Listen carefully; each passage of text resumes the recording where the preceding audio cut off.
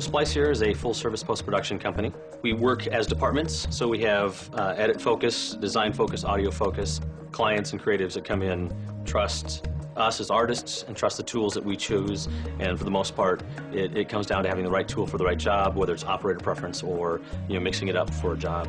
The Minneapolis market has agencies and a lot of strong corporate clients, so we sort of cross a lot of different styles of work, from broadcast documentary to TV commercial to music video to in-store networks to whatever. We have an Apple X stand at the core of everything we do, and we're able to work concurrently on projects with one set of media on the drives, and we have multiple workstations and multiple artists.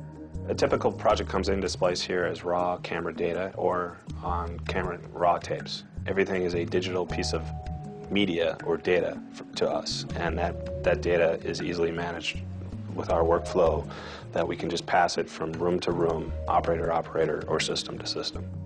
With our current workflow, Final Cut works for us, After Effects works for us, but it's always looking for a third-party tool to enhance what those tools already do. We have Shake, we have After Effects and Photoshop and Illustrator and all of the basic Adobe package.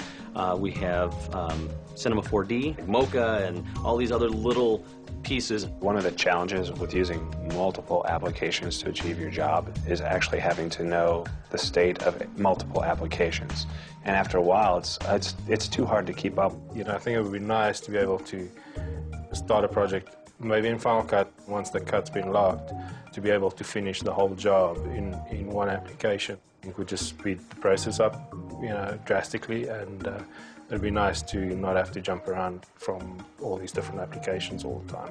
We don't natively use Final Cut Pro's keyer. We have 4 different plugins that do chroma keying, or we've implemented color finishing because color correction in Final Cut Pro just didn't take things to the level we were expecting to give our clients. When I first heard Smoke was coming to the Mac, my first impression was excitement. My second was finally. When I saw that splash screen come up on a Mac, I remember my Fire days and what's possible, and I'm totally jazzed about it. I think having Smoke on a Mac here will allow us to rethink how we finish. That we'll go through a project. We'll probably go back to a more traditional offline-online work model and be able to finish at a higher level than we've been doing.